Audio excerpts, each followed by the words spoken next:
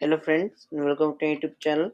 तो आज की इस वीडियो में हम देखने वाले हैं हमारे हमारा जो साइंस हमारा जो सब्जेक्ट है, इसके हम कुछ एमसीक्यूज जो हमारा एक मॉक टेस्ट सीरीज हम स्टार्ट करने वाले हैं। और उस मॉक टेस्ट सीरीज में लगभग 15 हम मॉक टेस्ट कवर करेंगे। ठीक है, और हम एक मॉक टेस्ट एक वीडियो में कवर नहीं करेंगे, हम एक मॉक टेस्ट को कई सारी वीडियोस में कवर करेंगे। जैसे अभी साइंस का हम जो हमारा मॉक टेस्ट है उसमें जो साइंस का है, जिसमें 50 क्वेश्चंस आते हैं आरएमएस के रिगार्डिंग हमारा है, बिल्कुल आरएमएस जैसा है, ऐसा ही लेवल है बिल्कुल। मैं ये तो नहीं कह सकता कि वही क्वेश्चंस आएंगे, लेकिन मैं ये जरूर कह सकता हूँ कि ऑलमोस्ट वैसे ही आएंगे। उन इससे बाहर अगर आपने 15 या 15 मॉक टेस्ट कर लिए तो इससे बाहर काफी कुछ नहीं आएगा। ठीक है। अच्छा, अब यहाँ पर हमारा जो साइंस है, साइंस हमारी जो चीज है, यहाँ पर हम इसे एक वीडियो में करेंगे। ठीक है, एक वीडियो में हम साइंस को करेंगे, एक वीडियो में हम मैथ्स को करेंगे, एक वीडियो में ही हम इंग्लिश को करेंगे, और एक वीडियो में हम करेंगे एसएस और हिंदी। ठीक है, एसएस और हिंदी को हम एक ही वीडियो में करेंगे। ठीक है, तो ये हमारा फॉर्मेट रहेगा हर एक मॉक टेस्ट का। ठीक है, और मैथ की वीडियो थोड़ी सी लंबी हो सकती है क्योंकि उसमें सॉल्यूशंस देने पड़ते हैं, और साइंस वाइंस सबकी थोड़ी छोटी रहेगी। ठीक है, तो आज हम 50 क्वेश्चंस करने वाले हैं टोटल, जो कि साइंस में होते हैं। ठीक है, टोटल हमारे 50 क्वेश्चंस है आज। So let's begin. तो सबसे पहला जो हमारा क्वेश्चन है हम उसे देख लेते हैं।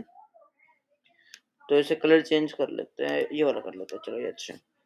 हाँ, अब हमारा जो पहला क्वेश्चन है वो है, which is an example of a bad conductor of electricity. इनमें से कौन सा एक बैड कंडक्टर है इलेक्ट्रिसिटी का? A drinking water, B sodium chloride, C sulphuric acid, या फिर डी कॉपर सल्फेट। चलो, अच्छा, अभी आप मैं आपको कुछ सेकंड देता हूँ जिसमें आप अपना कर पाओगे। ओके, मैं आपको 10 सेकंड देता हूँ, बताओ, सोचो आंसर। ये पोस्ट करके चलो सोच लो, फिर अभी चलते हैं हम। ठीक है, अभी यहाँ पर तो हम देखते हैं, नीचे शुरू करते हैं। कॉपर, कॉपर सल्फेट में आ गया कॉपर। इस ट्रिक से आप याद कर सकते हैं, ट्रिक से याद करने में ज्यादा इजी रहता है। यहाँ पर आ गया कॉपर। ठीक है, जो कॉपर है वो क्या है? मेटल। और मेटल मेनली क्या होते हैं? मोस्टली मेटल कंडक्ट इलेक्ट्रिसिटी, है ना?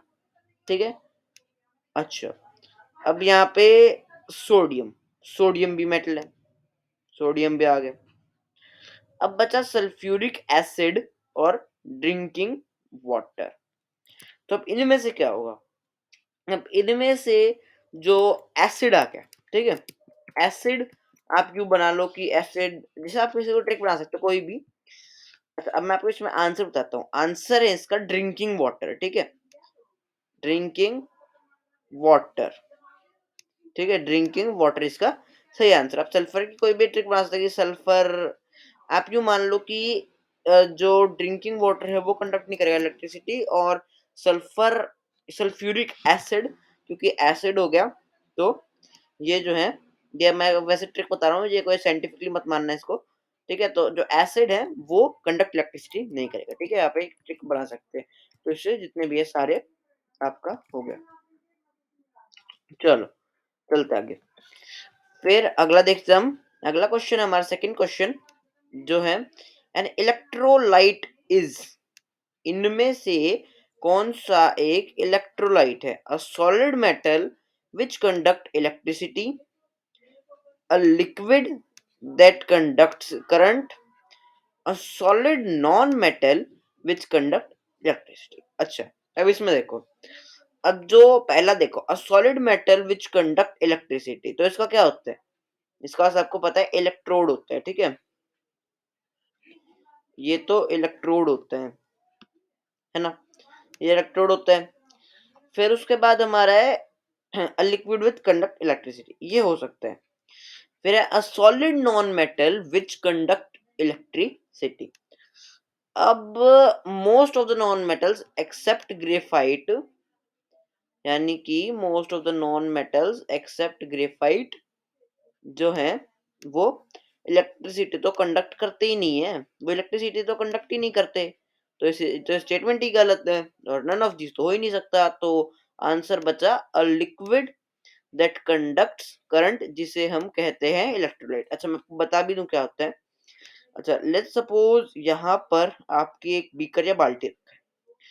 अब हमें यहाँ पे इलेक्ट्रोप्लेटिंग करनी है। जैसे हम किसी भी, जैसे मान लो एक ये रिंग है, हमें इसके ऊपर किसी और मेटल की मान लो स्टील की रिंग है और इसके ऊपर हमें जो गोल्ड है उसकी एक लेयर लगानी है, ठीक है। तो उसके ऊपर हमें गोल्ड की एक लेयर लगानी है, ठीक है, मान लो। अच्छा अब जो गोल्ड की लेयर है, गोल्ड की लेयर अगर हमें लगानी है तो उसके लिए यहाँ पर जो हमें अगर गोल्ड की लेयर लगानी है, सॉरी थोड़ी डिस्टर्बेंस के लिए, ठीक है, अगर हमें गोल्ड की लेयर लगानी है जहाँ पे हम रखेंगे अपनी रिंग, ठीक है, डन। और यहाँ पे रखेंगे थोड़ा सा गोल्ड और यहाँ पे पानी या फिर कोई लिक्विड जो इलेक्ट्रिसिटी कंडक्ट करे, ठीक है, या पानी आ गया, डन। और यहाँ पर हम दो मेटल रॉड्स रख देंगे। तो अब या इस सिचुएशन में जो ये मेटल है ये दोनों हुए इलेक्ट्रोड, ये दोनों मेटल्स हुए इलेक्ट्रोड, समझ गए, ठीक है। अब यहाँ पर ये हुआ वाटर इलेक्ट्रोलाइट हुआ और इस प्रोसेस को कहेंगे इलेक्ट्रोलिसिस, इस प्रोसेस को कहेंगे इलेक्ट्रोलिसिस।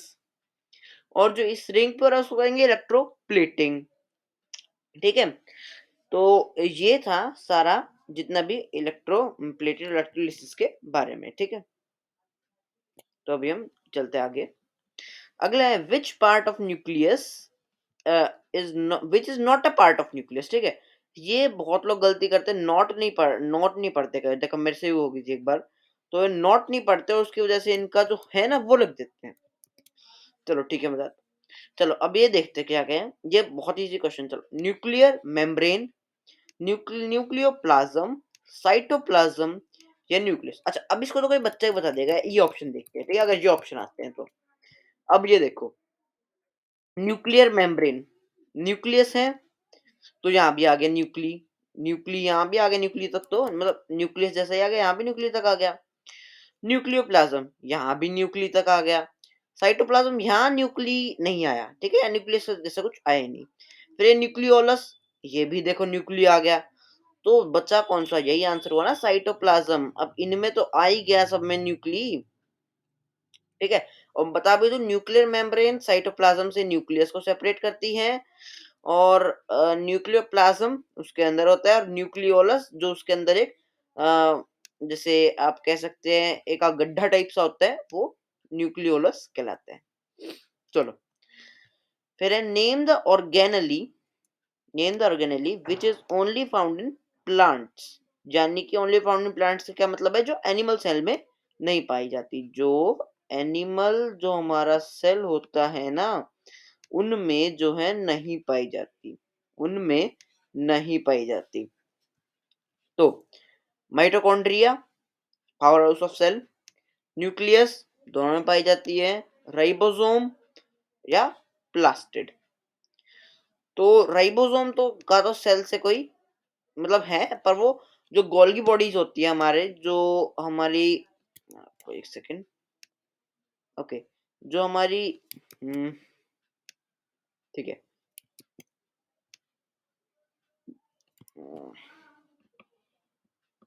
ओके, तो हमारी जो गोल्गी बॉडीज होती है ना, हमारी कुछ गोल्गी बॉडीज हम उन्हें कहते हैं, आपके एनसीईआरटी में भी होगा।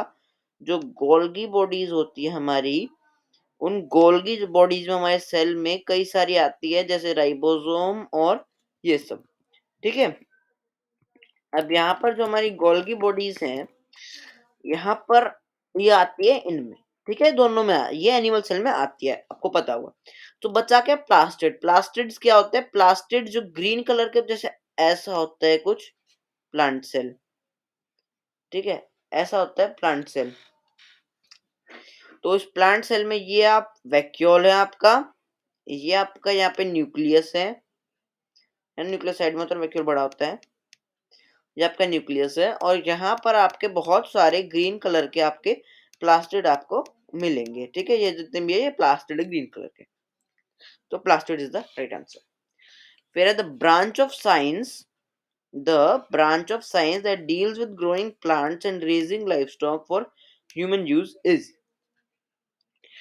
यानी कि जो प्लांट सीरियल करते हैं, जो deals in growing plants and raising live stock for human use. Live stock से इसका मतलब क्या है? टू डोमेस्टिकेट एनिमल, जैसे गाय भैंस पालना। अब यहां पर पहले एग्रीकल्चर, फिर है हॉर्टिकल्चर, फिर है पिस्सीकल्चर, एंड देन है एनिमल हस्बेंड्री। ठीक है, एग्रीकल्चर, हॉर्टिकल्चर, पिस्सीकल्चर या एनिमल हस्बेंड्री। अच्छा, अब ये जो क्वेश्चन है मैं आपको ये इसका देता हूँ होमवर्क। ठीक है, आप ये आपका होमवर्क है, आप वीडियो खत्म होने के बाद इसके नीचे कमेंट करना कि इसका आंसर क्या है। ठीक है, तो होमवर्क देने का क्या मतलब है? होमवर्क देने से सिर्फ ये मकसद है कि अगर आप कोई होमवर्क ढूंढते हैं और पेपर में क्वेश्चन आ जाता है तो आपको याद रहता है कि हाँ ये मैंने होमवर्क ढूंढा था, तो ये इसका आंसर है, वो आपको हमेशा के लिए याद हो जाता है। ठीक है, चलो फिर है which of the following are agriculture implements? फिर है सीड ड्रिल, सिलोज, हरो या ऑल ऑफ दीज।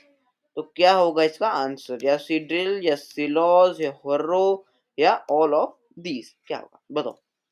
अच्छा, अब इसका क्या होगा? अब आप देखो, सीड ड्रिल, सीड ड्रिल पता ही है सबको, seed, seed related to agriculture, सबको पता है, बच्चे बच्चे को पता है।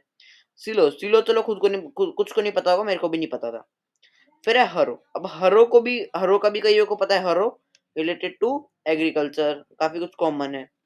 तो बच गया क्या? सिलोस। और अगर अब दो हो गए तो अब यूं तो कोई ऑप्शन है नहीं, ए या सी, और ऑफ द अबव है। दो हो गए तो आंसर तो ऑब्वियसली आएगा, क्योंकि दो हो गए तो ऑल ऑफ दीज आएगा, दो तो कर नहीं सकते हम टिक। ठीक है, तो ऑब्वियसली अब आंसर जो है यही आएगा। ठीक है, ऐसे आप लॉजिक लगाना और उससे करना। अच्छा, ये भी अच्छा क्वेश्चन आ गया लॉजिक वाला। ठीक है, चलो करते हैं। फिर है सेवंथ क्वेश्चन, हमारा हम आगे हैं। सेवंथ क्वेश्चन में है velocity of light in vacuum, in vacuum या एयर इज। ठीक है, वैक्यूम में क्या होता है, मतलब जिसमें एयर नहीं होती, ये यहाँ पे गलत लिख रखा है।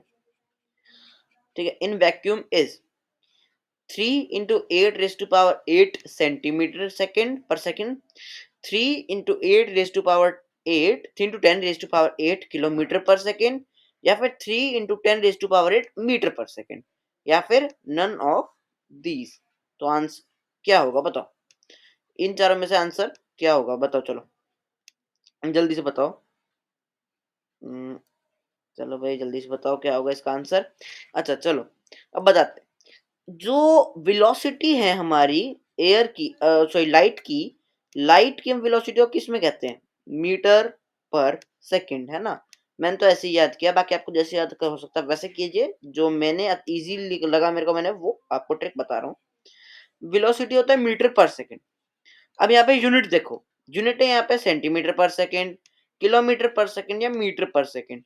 क्योंकि अब यहाँ पे जो पहले डिजिट्स हैं वो तो सेम ही हैं, वो तो सारे सेम ही हैं। हमें यूनिट पे ध्यान देना है, इन्होंने यूनिट पे फोकस करवाया। और जो यूनिट क्या होती है? मीटर पर सेकंड होती है यूनिट।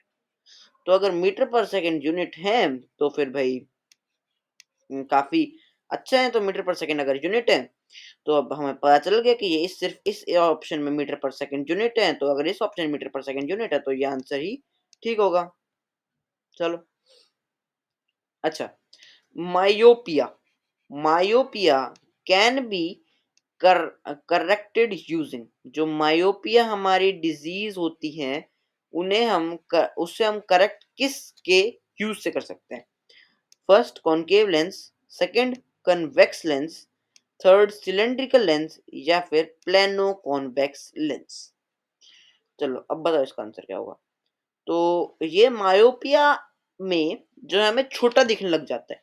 जो नॉर्मल होते हैं उससे हमें मतलब, जो हमें जैसे कितनी की पास का चश्मा लगा है, हाँ पास का चश्मा जिसे हम कहते हैं, उसे हम कहते हैं मायोपिया, जिसको पास का दिखाई नहीं देता। ठीक है, तो पास का नहीं दिखाई देता। और अच्छा, अब सपोज यहाँ पर एक बुक रखी है, ठीक है। अब यहाँ पर एक मान लो बुक रखी है, ठीक है। अब यहाँ पर अगर बुक रखी है और हम इसके आगे यहाँ पे कॉन्वेक्स लेंस लगा देना, तो यहाँ पर हमें सब बड़ा बड़ा दिखने लग जाएगा, सारा जितना भी हमें बड़ा बड़ा दिखने लग जाएगा। तो ये दिखेगा, तो अगर हमें जो पास की चीजों से देखना होगा, तो अब यूं तो नहीं हम उसे दूर कर देंगे तो देखना होगा, नहीं ना। हम कॉन्वेक्स लेंस उसमें यूज करेंगे, जिससे हमें पास की चीजें भी दिखाई पड़ने लगेंगी। ठीक है, तो इसका आंसर है कॉन्वेक्स लेंस। अब है which of the following is natural resource. ठीक है, यह है टी, कोल पेट्रोलियम से है, टी, कुक्ड फूड, एयर, या टॉफी। ठीक है, टॉफी।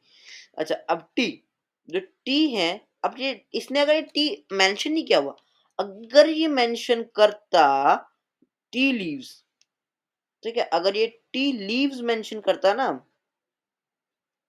कि भाई टी लीव्स ऑप्शन है, तो वो सही होता। लेकिन अगर इसने मेंशन नहीं किया है हमारा ऑप्शन टी लीव्स, तो फिर ये आंसर नहीं हो सकता, क्योंकि जो टी है, टी कैसे बनती है, गरम करके बनती है ना, चाय, दूध, चाय पत्ती, इन सबको जो है हमारी गरम कर कर ये हमारी जो है चाय बनती है ना, ऐसे आपने मम्मी को देखा होगा उबालती है ऐसे चाय, तभी तो बनती है। तो ये नहीं होगा, ठीक है, ये नहीं होगा। फिर है कुक्ड फूड। अब कुक्ड फूड भी कैसे हो सकता है, कुक किया हुआ है ना, अगर सिंपल रॉ फूड होता या फिर हम कह सकते हैं तो कर सकते हैं। फिर आता है एयर, और आता है टॉफी। अब टॉफी तो आप सबको पता है प्रोसेस होती है, और जितनी फैक्ट्रीज वगैरह इन सबसे बन के आती है, तो आंसर इसका क्या हुआ, एयर हुआ इसका आंसर, जो है राइट आंसर। ठीक है, एयर। चलो, शाबाश। फिर है कोल, 10th है, coal is dash in nature. कैसा है कोल, नेचर में कैसा है, सॉफ्ट इन नेचर, नेचर का मतलब उसकी टच करने में कैसे है, सॉफ्ट इन नेचर, सॉफ्ट है टच करने में, हार्ड है, थिन है, या हॉट है। अब कई लोग इसका हॉट भी सोचेंगे, हॉट, अरे भाई उसको गरम थोड़ी ना किया है, अगर उसको हम किसी नीचे आग में, अगर उसमें आग जलाएंगे, इसमें आग हम, तभी तो यहाँ पे गरम होगा ये। अगर हम ऐसे कोयले रखेंगे बहुत सारे और इसमें आग लगाएंगे, तभी तो ये गरम होगा और तभी ये हीट प्रोड्यूस करेंगे। पर गरम तो आग लगाने से हुआ ना। तो ये नेचर, यानी कि बाय नेचर कैसा होता है वो, तो ये पूछना चाह रहा है, तो इसका आंसर होगा हार्ड, इज हार्ड। आपकी एनसीईआरटी में भी ये लाइन दी होगी। चलो, ठीक है, ये आंसर इज हार्ड। फिर है which fuels are used for running automobiles. Automobiles के लिए क्या यूज होते हैं, वुड, क्या कभी देखा है क्या, मतलब जैसे ये जो गाड़ी का साइड में जहाँ पेट्रोल डालते हैं वहां पे लकड़ियां घुसा देते हैं, नहीं देखा ना। फिर है कोल, कोयला कभी घुसाते हैं, ये मतलब ऑटोमोबाइल्स पहले वो कोयले वाली ट्रेन होती थी, अब के टाइम में थोड़ी ना वो कोयले वाली ट्रेन जो चुक चुक करके चलती थी, यहाँ पे कोयला डालते थे। फिर है डीजल, हाँ डीजल होता है, डीजल वाली गाड़ी है, और चारकोल, मतलब ये देखो अभी ये यहाँ पर आपने क्या इसके अंदर चारकोल कभी डाला है, इतना गंदा चारकोल होता है, चारकोल डाला है, रोड पे डालते हैं, गाड़ी में थोड़ी ना डालते हैं। अच्छा, तो इसका आंसर होगा डीजल। ठीक है, इसका आंसर डीजल होगा, क्योंकि हम डीजल डालते हैं, ठीक है, गाड़ियों में। कॉमन सा क्वेश्चन था, इजी था। अच्छा, 12th है, which of the following has lower ignition temperature. किसमें लोअर इग्निशन टेम्परेचर, कम, ठीक है, यानी कि जो जल्दी जल जाएगा, वुड, पेपर, वेजिटेबल ऑयल, या फिर केरोसिन ऑयल। तो सबसे कम किसका है, यानी कि सबसे जल्दी कौन जलेगा। तो अब वुड तो भाई बहुत देर में जलती है, क्योंकि उसको अगर काफी टाइम लगाए रखो, मोटी जो वुड होती है उसमें लगाए रखो आग, तब जाके जलती है। पेपर, हाँ पेपर हो सकते हैं, पेपर जल्दी जल जाते हैं। वेजिटेबल और वेजिटेबल ऑयल, अच्छा अब देखो, अगर आप यहाँ पर पैन लोगे, पैन में यहाँ पर आपने देखा होगा, यहाँ पे जो वेजिटेबल ऑयल अगर हम डालते हैं, तो चाउमीन वगैरह वाले जो उसको जला देते हैं, लेकिन अगर आप नॉर्मल अगर घर में अपने वेजिटेबल ऑयल डालोगे ना, तो वो इतनी जल्दी जलेगा ना, आपको बहुत ज्यादा देर फिर जलेगा, और गैस बहुत ज्यादा तेज करनी पड़ेगी और बहुत ज्यादा नीचे आग लगानी पड़ेगी, तब जाके जलेगा। तो इसका आंसर क्या हुआ, केरोसिन ऑयल। अगर आप केरोसिन ऑयल में माचिस जला के डालेंगे तो बहुत जल्दी जल जाएगा। ठीक है, फिर है 13th, which force is being applied by a vendor when he is pushing a cart. अच्छा, ठीक है, तो अभी देखो ये कार्ट के दो हैंडल होते हैं और ये आ गया हमारी कार्ट। अब यहाँ पर जो आदमी अब कार्ट को पुल कर रहा होता है, जो उसके दो हाथ का वजन लगता है, तो उन इन हाथों के जो उनका फोर्स लगता है उसे क्या कहते हैं, ये पूछा है। ठीक है, इसे क्या कहते हैं, ये हमारे को पूछा है। तो क्या कहते हैं बताओ? A muscular force, magnetic force, friction या इलेक्ट्रोस्टैटिक फोर्स। अच्छा चलो, अब इलेक्ट्रोस्टैटिक फोर्स क्या है? नॉन कॉन्टैक्ट फोर्स है ना, when a charge body is attracted towards a charge और अनचार्ज बॉडी या रिपल। अच्छा, इलेक्ट्रोस्टैटिक फोर्स तो हो ही नहीं सकता, क्योंकि भाई ये तो नॉन कॉन्टैक्ट है और ये तो ऑब्वियसली कॉन्टैक्ट में आ रहे हैं। फिर आता है फ्रिक्शन। अब ये भी नहीं ओपोज कर रहे हैं इसको। आपने कभी यूं देखा है कि जैसे उसको पुल करना है, पुशिंग, पुश, देखो यहाँ पे पुश दिया हुआ है, यहाँ पे ध्यान रखना है, पुश दिया हुआ है। अब आपने कभी देखा उसको पुश करना है कि वो कार्ट आगे ले जा रहा है और कार्ट आ रही है पीछे? कभी देखा है कि जो रेडी लगाता है बंदा, अगर वो आगे लेके जा रहा है तो वो पीछे आती है? कभी नहीं आती ना। तो फ्रिक्शन मिल रहा था कि फ्रिक्शन ऑलवेज अपोजिट। ठीक है, तो फ्रिक्शन नहीं होगा। पता है magnetic force, magnetic force again non contact, उसके हाथों में थोड़ा ना मैग्नेट लगे हुए हैं, यहाँ थोड़ा ना मैग्नेट लगे हुए हैं। फिर आता है लास्ट जो है मस्कुलर फोर्स। तो जी हाँ, ये है आंसर, मस्कुलर फोर्स, क्योंकि उसके जो हाथ के मसल्स हैं वो यहाँ पर काम करते हैं। ठीक है, अच्छा चलो अब आगे चलते हैं। Which animal can easily walk in deserts? तो ये बहुत ही कॉमन सा है, लायन, जीब्रा, जिराफ या कैमल। तो obviously camel, ship of desert इसको कहते हैं, तो ये ज्यादा बताने की मुझे जरूरत नहीं है। ठीक है, तो give an example of contact force. Contact force का इनमें से कौन सा एग्जांपल है? Gravitational force, electrostatic force, frictional force या फिर नन ऑफ द अबव। अच्छा देखो, ग्रेविटेशनल फोर्स, अब सोचेंगे हाँ तो कॉन्टैक्ट फोर्स होता है। चलो मैं आपको एग्जांपल देता हूँ।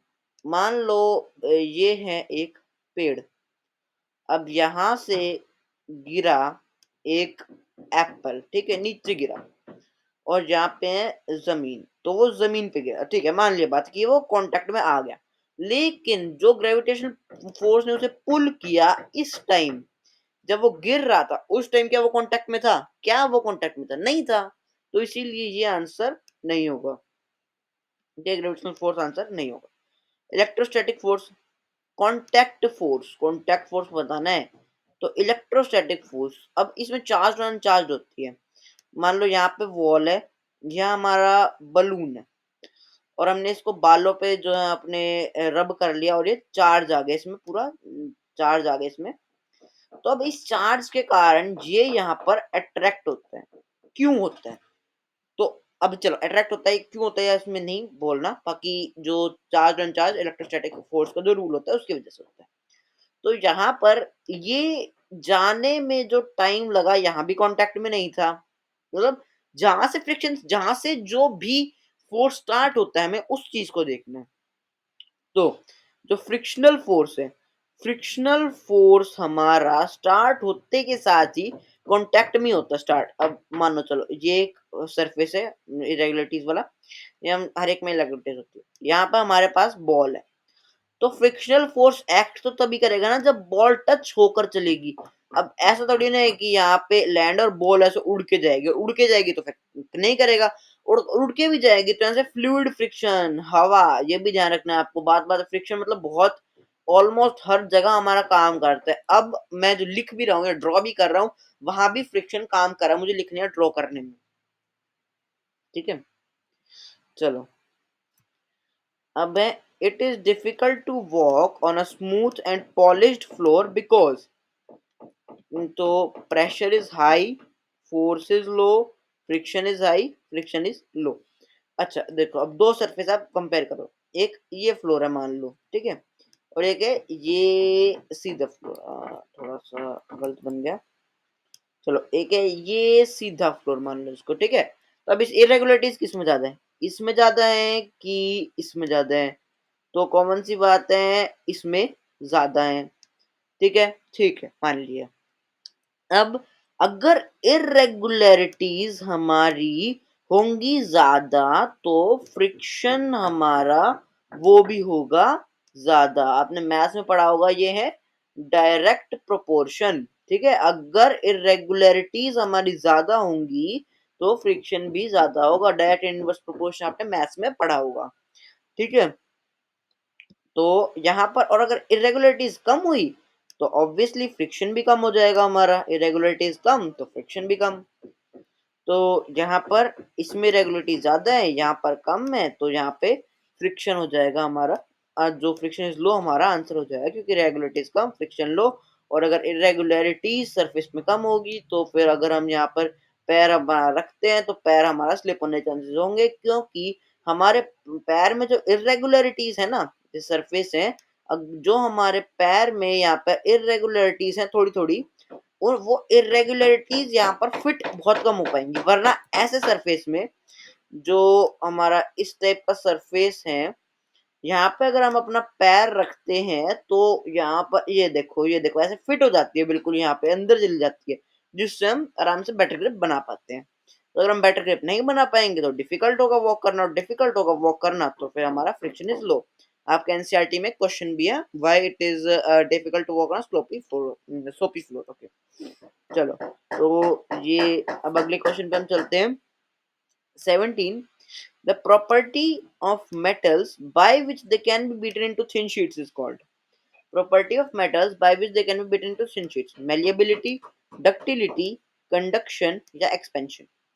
अब कई बच्चे इस malleability और expansion में जो है कंफ्यूज होंगे, तो कंफ्यूज नहीं होना। एक्सपेंशन जो है वो किसी भी फॉर्म में हो सकता है आपका एक्सपेंशन, लेकिन मेटल्स की अगर पर्टिकुलरली बात कर दी तो मेटल्स की बात में आपकी जो 8 आपकी प्रॉपर्टीज आती हैं, जो कि है malleability, ductility, sonorous and then उसके बाद है hard, lustrous, good conductor of heat and electricity. तो आपकी 7 है, सॉरी 8 नहीं है आपकी, 7 है आपकी जो प्रॉपर्टीज है इसकी, वो आपको ध्यान में रखनी है। ठीक है, तो उसको ध्यान में रखते हो। डक्टिलिटी, डक्टिलिटी तो वायर्स में उसको जो बनाना उससे हम डक्टिलिटी कहते हैं। ठीक है, तो आंसर इसका हुआ मेलियाबिलिटी। चलो आगे चलते हैं। What is the product when sulfur react with oxygen?